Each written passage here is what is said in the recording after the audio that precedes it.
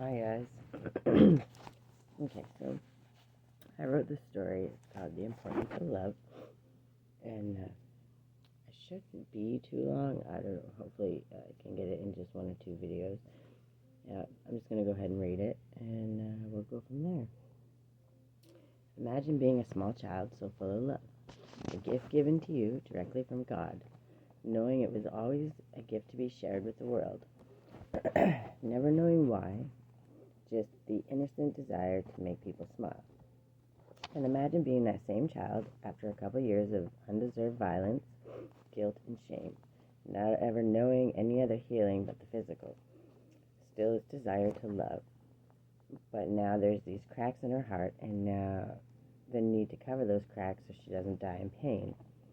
Imagine turning to those who are supposed to want to take on the task of giving that love back to you. But they had already so many wounds, they could only give love from the filter of those wounds, and they needed them so desperately filled. Then the little girl thinks they must need it more than me, so she gives and gives, and for a moment she feels so happy. It almost feels like before, and for a small moment, everyone else gives a tiny bit back. But it was short-lived, and she sluggishly drags herself to bed to cry herself to sleep, just trying to understand why she's not enough for them to love her. She thinks and thinks of all the things she could have done wrong. All the visitors always getting the smiles and love, but when they would leave, back to the negativity. And she tries again to fill their hearts, knowing there had to be a better way, but not knowing what or how. Here comes that guilt creeping on in.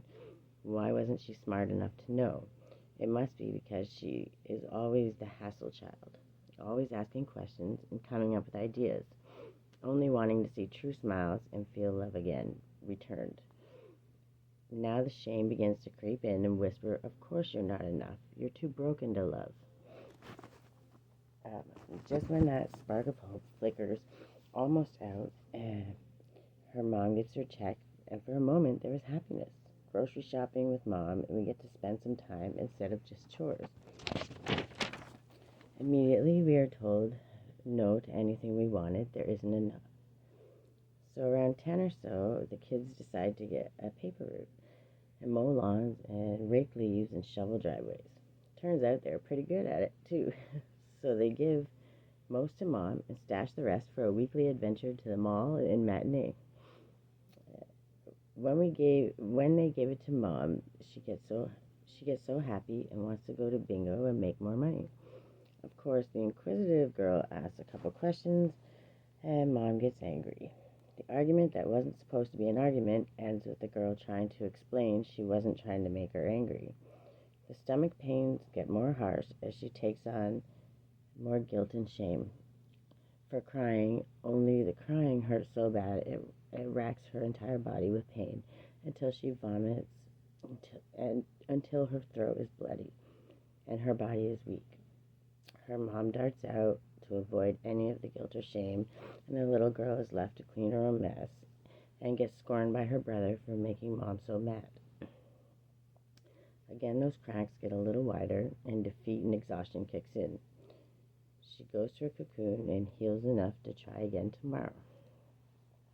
But wait, later that night, their mom comes home with a dozen donuts and pizza and wakes us all up for treats, excitedly telling us she won, and decides it was lucky because of the argument that happened before she left. The little girl feels so sad because that guilt and shame shoot right back up to her heart, and the pain is immediate. But it doesn't matter because her mom is happy. So her mom is happy now, and now she can afford to put her in gymnastics for a month like she really wanted.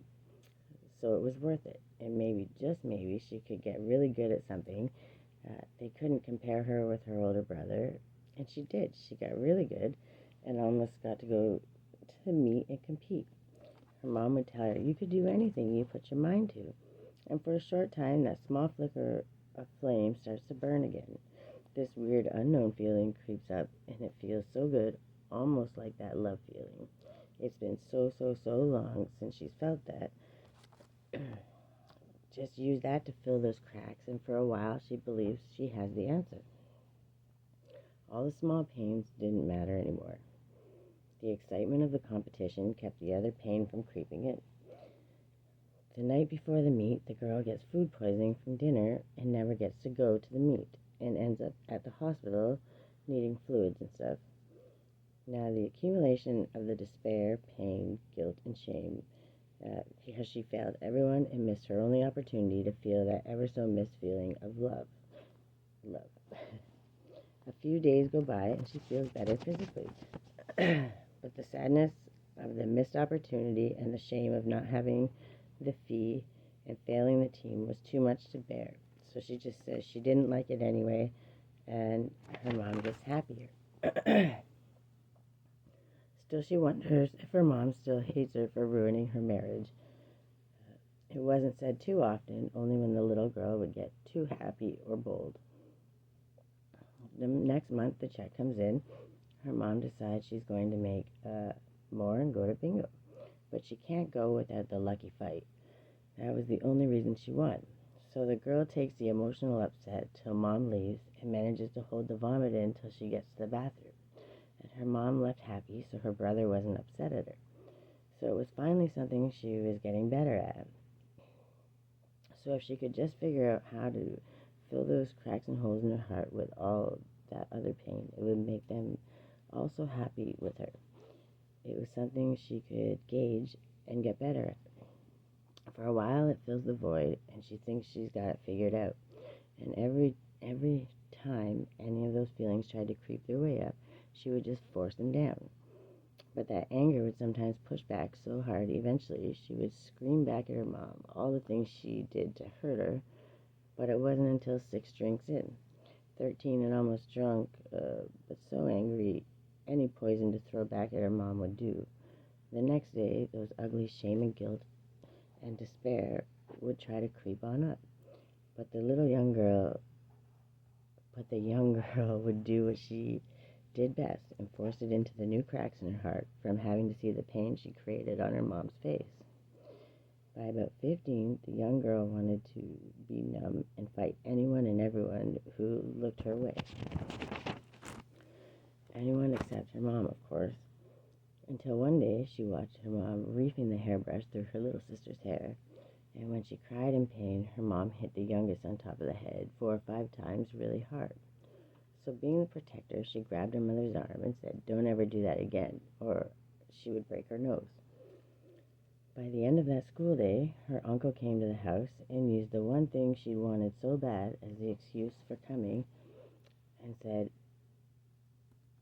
that's where we were going. The girl feels one of those pains in her ribs and stomach, but decides to trust him and gets in the car. A couple hours later, they aren't where they're supposed to be going, and that sickness gets deeper, and fear is almost exploding out of her because she has no idea what is happening. She jumps out of the car while it was moving and runs to a door asking for help, to call the police.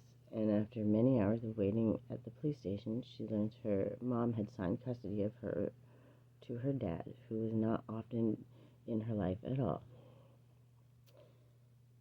Oh, how long it took to understand that punishment and cram all the rest of those fucked up emotions back down. It didn't end up being horrible. She made friends, and eventually she forgave her uncle because he smoked weed, and as long as she stayed high, she could paint, draw, color, write poems, and somehow that gave her a glimmer of hope. Surprisingly, she graduated high school and managed to get a burst of some pride. You know that feeling so close to love, just as she starts to let down her walls and begin to let herself start to open up. I'm going to have to go to number 2. Hold on.